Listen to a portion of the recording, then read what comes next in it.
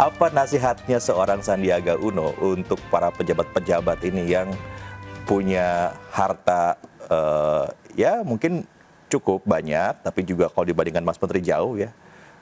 Tapi kerap flexing. Apa nasihatnya Mas Menteri? Ya, pertama, pilihan hidup dari para pejabat ini adalah pelayan publik. Dan kami di Kementerian Pariwisata dan Ekonomi Kreatif baru saja kemarin melantik CPNS, calon pegawai negeri sipil yang akan menjadi aparatur sipil negara kan. Muda-muda mereka 20-an tahun. Saya bilang ini pilihan hidup Bapak Ibu sekalian menjadi pelayan publik, ada konsekuensinya. Yaitu konsekuensinya kita harus memiliki empati kepada masyarakat. Dan dengan sosial media yang sangat luar biasa ini, mereka akan mengikuti setiap langkah kita. Dan kita akan dimonitor 24 jam sehari, 7 hari seminggu, 365 hari dalam 1 tahun ini di setiap kegiatan kita. Dan kita harus menunjukkan bahwa sebagai pelayan publik ya kita memiliki empati karena mayoritas masyarakat kita itu masih berjuang untuk meningkatkan ekonominya. Jadi saya bilang mau punya Rubicon, saya bilang gitu. Salah tempatnya, bukan di sini. Saya bilang kalau mau punya Rubicon atau mau punya kaya ya jadi pengusaha. Di situ mau jungkir balik kayak mau segala macam itu sudah sah-sah aja gitu loh. Walaupun seandainya kita punya punya kelebihan, ya tidak perlu ditampang-tampangkan gitu loh. Dan pastikan bahwa aset yang kita miliki ini bisa dipertanggungjawabkan asalnya. Alur pendanaannya dari mana. Halal lah ya. Ya, dan pastikan bahwa saya punya pesan kepada mereka sangat jelas bahwa yang diutamakan itu adalah pelayanan publik yang gesit, yang gercep, yang sigap, yang lincah, yang ramah.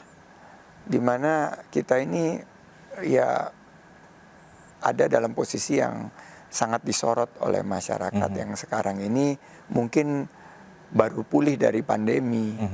Dan kadang-kadang kesehatan habis 2 tahun tidak ini kan emosinya membuncah-buncah dan kadang-kadang atau biasanya dilimpahkannya dalam pasukan jempol ini bisa berkomentar. Jadi haruslah kita sangat hati-hati, bersikap rendah hati dan selalu mengutamakan empati terutama kepada masyarakat yang sekarang ini butuh sentuhan dari pemerintah. Makanya waktu Pak Presiden mengeluarkan aturan itu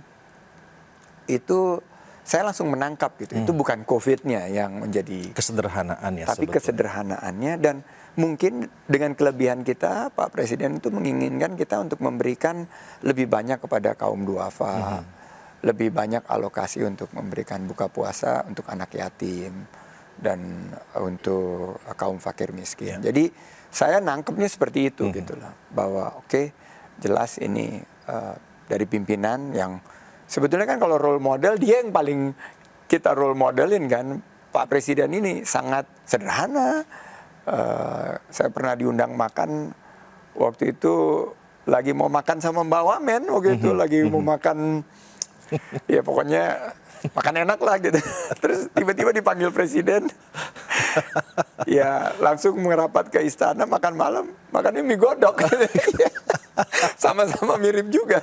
Jadi saya bilang ya Pak Jokowi ini udah menunjukkan suatu keteladanan. Dan masyarakat suka sekali dengan keteladanan yang diperlihatkan oleh Pak Presiden ini. Alangkah baiknya kalau seluruh ASN, pejabat publik, itu juga mengikuti keteladanan tersebut dan lebih banyak berempati kepada masyarakat. Tapi bolehlah kalau saya diundang buka puasa bareng di rumah sama istri gitu. Oh, kalau kita pribadi boleh, nggak boleh tuh kalau sebagai pejabat publik, kementerian gitu. Terus hedon-hedon, mewah-mewah gitu kali ya. Tapi gini, Mas Menteri, berkait dengan masih ada kaitannya dengan apa harta yang Anda punya ya. Kan pemilu tuh sebentar lagi nih ya. 2024 sebentar lagi. Waduh. Logistik aman dong kalau gitu ya. Kan yang susah dan mahal itu adalah logistik pemilu nih, politik gitu. Gimana sih amannya? Harus diamankan. Harus diamankan. Tapi dengan inovasi politik, dengan efisiensi yang luar biasa, sekarang terjadi ya dibandingkan dengan 2014, 2017, 2019. Dan kampanye ini menarik yang terjadi. 2019 itu kampanyenya praktis sekitar 8,5 bulan. Mahal, lama, panjang ya. Panjang, lama. Dan kali ini ya sekitar 2 bulan. Berarti ini kan 1/4 dari waktu yang dihabiskan berkampanye tahun 2019. Jadi menurut saya akan ada efisiensi dari segi biaya pilpres atau biaya politik kita, termasuk juga yang akan menjadi anggota legislatif. Belum launching ini di sini. Belum launching. Tapi ya bolehlah dipromosikan sedikit. Nah, ya dipilih nggak apa-apa sih. Ya, asalkan dipilih. asal sesuai dapil. Sesuai dapil. Tapi yang terpenting itu adalah bagaimana kita inovasi ini menghasilkan efisiensi sehingga biaya politik kita jauh lebih murah. Dan para calon ya kader-kader politik itu bisa memiliki kesempatan yang lebih luas untuk memberikan kontribusi kepada bangsa dan negara. Dan saya yakin juga inovasi politiknya dari Pak Jokowi ini kan bertanding untuk bersanding kan, berkompetisi untuk berkolaborasi ya, kan. Contoh kasusnya adalah Pak Menhan, Pak Menparekraf, saya Pak Menparekraf dan Pak Mendak. Itu Pak kan, Mendak, betul, itu kan betul. adalah inovasi ya. di dunia Barat tersendiri sekarang lagi melihat gitu, apakah model ini demokrasi Pancasila politik kayak gitu kan? Oh nggak ada. Pokoknya asik gelut aja 5 tahun kompetisi gelut lagi 5 gitu tahun. Kan, winner takes all. Ini konsep winner takes all ini yang menurut saya di challenge dan boleh dikatakan so far berhasil dari beberapa data point yang kita miliki dengan pola seperti ini gitu loh. Dan arah pembangunan ke depan dengan tingkat kepuasan masyarakat yang diberikan kepada pemerintah dan persetujuan masyarakat terhadap arah pembangunan yang sudah kita lakukan, ini yang harus dikawal momentumnya. Dan mudah-mudahan sih saya yakin para elit politik, pimpinan dari partai politik yang akan menentukan ke depan, baik itu nanti di legislatif maupun di eksekutif, itu memiliki wisdom, memiliki kebijaksanaan, dan memiliki kearifan dalam menyikapi pergerakan bangsa ini yang semakin baik. Mas Menteri, tadi kita sering sekali bicara tentang Bapak Presiden ya, bagaimana seorang Mas Menteri mengagumi sosok kepemimpinan dari Presiden Jokowi gitu. Nah kemarin Bapak Presiden kan manggil Mas Menteri khusus nih. Kepantau juga nih sama lalu saya konspirasi. WhatsApp gitu, waduh dipanggil nih. Ngobrolin apa? Ya udah obrolin aja di konspirasi Prabu gitu kan, janji ya kan. Ini pertama kali. Pertama kali. Jadi apa yang dibicarakan dengan Bapak Presiden beberapa waktu yang lalu itu dengan Mas Menteri? Karena saya harus menghormati juga karena sifatnya tertutup pertemuan tersebut, tapi ada beberapa yang mungkin perlu diketahui juga oleh publik. Pertama adalah update mengenai pariwisata dan ekonomi kreatif dan pandangan kami yang sekarang ditugasi di sektor pariwisata dan ekonomi kreatif, bagaimana kepulihan dan strategi kita ini bisa kita jaga perbaikan dan pemulihannya ini sehingga tercapailah target-target kita dari segi lapangan kerja yang tercipta maupun juga dari citra Indonesia sebagai destinasi dengan tantangan-tantangan yang kita hadapi. Tadi yang sempat kita bicarakan di awal. Tapi mungkin setengah pertemuan terakhir ya tentunya Bicara capres cawapres dong. berbicara mengenai isu-isu kebangsaan. Iya. Isu-isu kebangsaan dan beliau menyampaikan wejangan-wejangan dan itu menjadi pegangan saya. Tapi yang bisa saya sampaikan di sini beliau sangat memikirkan kepentingan rakyat Indonesia, di mana bahwa arah pembangunan yang sudah dinilai baik ini bisa dilanjutkan, dan kalau ada koreksi-koreksi yang perlu dilakukan itu harus dilakukan dalam bingkai konsep persatuan dan rekonsiliasi. Kalau gitu pertanyaannya begini, saya balik. Setelah pertemuan itu, apakah niat Mas Menteri untuk maju di 2024 masih ongoing atau tidak? Ya, tentunya kan dalam ikhtiar Dalam ikhtiar. itu kita harus terus mengupayakan yang terbaik kan. Tapi kan dalam kontekstual demokrasi kita yang memang dipimpin oleh proses kaderisasinya itu oleh partai politik, tentunya harus menyesuaikan kan. Dan saya sangat menyadari gitu posisi saya sebagai kader Partai Gerindra yang sudah mengumumkan bahwa Bapak Prabowo sebagai calon presiden, itu kita hormati dan kita menjadikan pedoman. Dan bagaimana pandangan-pandangan dari beliau dari segi konteks dinamika politik ini yang sangat cair sebetulnya.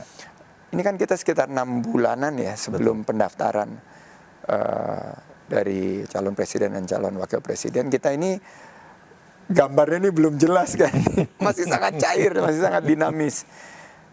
Tapi beliau memiliki keyakinan dan itu yang menjadi pegangan saya bahwa jika kita terus membuka jalur komunikasi politik, kita tempatkan kepentingan rakyat Indonesia.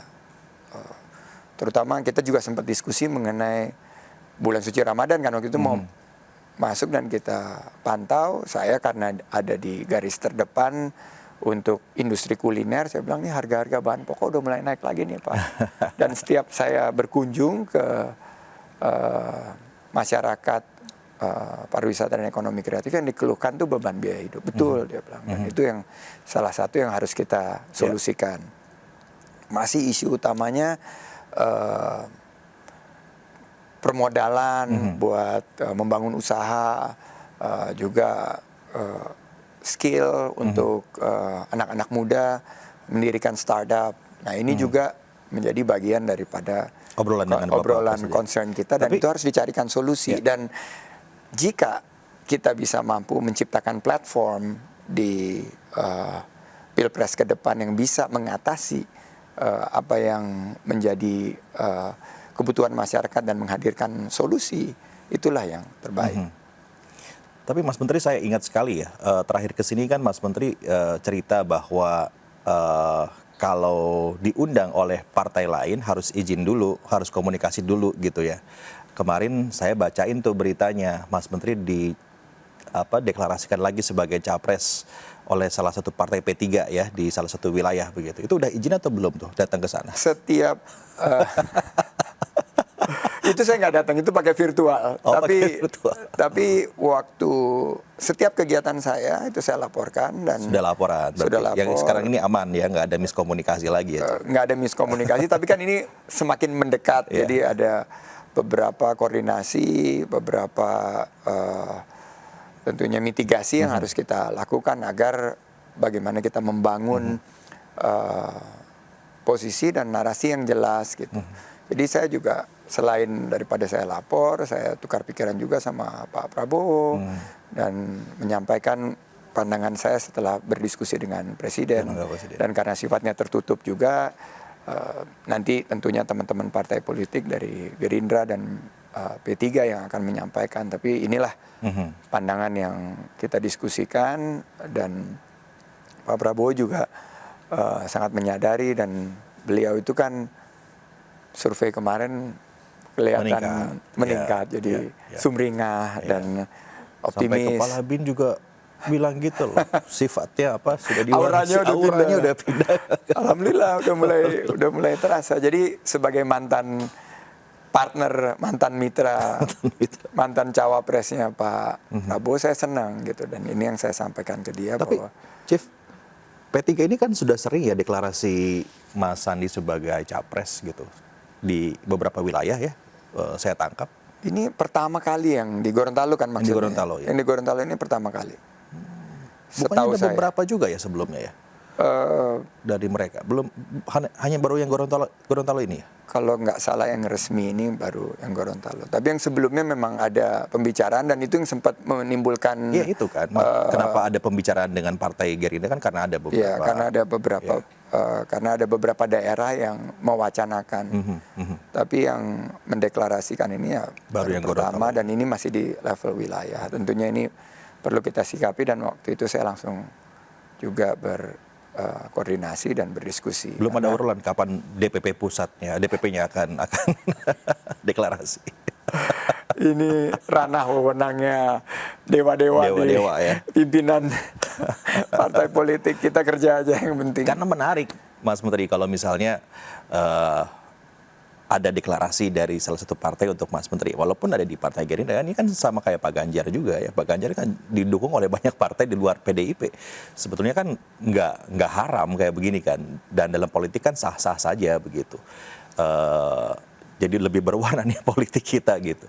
Bahkan saya melihat barangkali bahkan ada satu mungkin bisa dibilang terobosan ya. Kenapa enggak gitu? Wacana Anies Sandi kembali muncul. Masalahnya memang muncul juga di pemberitaan gitu. Kita tangkap juga di publik gitu bahwa ada gitu simulasi Anies Sandi gitu kan ke perpolitikan di 2024 nanti, dan hasilnya juga tidak jelek, bagus juga gitu. Bagaimana Anda melihat peluang itu? Saya kemarin kebetulan saya bersahabat dengan Presiden PKS dan sangat dekat, karena saya kampanye 3 kali sama beliau. Waktu kita di DKI, waktu beliau di Jawa Barat, sama waktu beliau mencalonkan RI sebagai anggota DPR RI. Dari hubungan kita sudah seperti keluarga, dan istri saya juga dekat sama istri Presiden PKS, dan beliau ada mengundang acara di Karawang. Dan di acara tersebut salah satu ya biasalah pertanyaan dari media yang ditanggapi, dan saya melihat bahwa ini kan proses silaturahim. Dan bagi saya ya saya sangat menghormati dari posisi partai PKS, dan jika PKS mewacanakan berdasarkan dari pandangan pimpinannya PKS sendiri, tentunya itu ranah dan menjadi suatu pesan yang disampaikan. Tapi yang saya selalu sampaikan berulang kali bahwa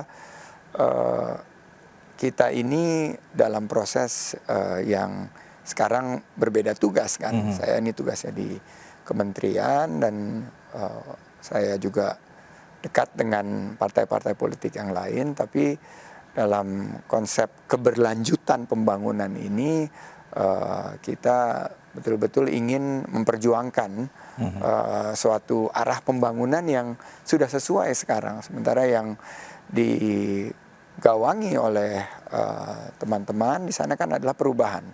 Jadi itu yang tentunya perlu pendalaman, dan menurut saya di politik ini saya pernah di 2018 saat dicalonkan jadi calon wakil presiden itu hitungannya sebelumnya jam gitu belum tahu sampai akhirnya diputuskan. Jadi dinamika seni ketidakmungkinan itu seni kemungkinan dan ketidakmungkinan seni kemungkinan dan ketidakmungkinan itu selalu ada. Walaupun saya selalu sampaikan bahwa di 2024 ini tentunya diharapkan saat kita sangat membutuhkan, apalagi baru selesai pandemi ini, fokus kepada ekonomi.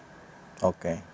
Karena kalau saya ngelihatnya gini, Mas Menteri, di survei Capres tuh Mas Menteri kalau nggak top 5, top 4 lah. Di survei Cawapres kemarin kalau nggak top 1, top 2 gitu. Kalau nama Sandiaga Uno nanti nggak ada di kertas suara itu kayaknya sayang banget.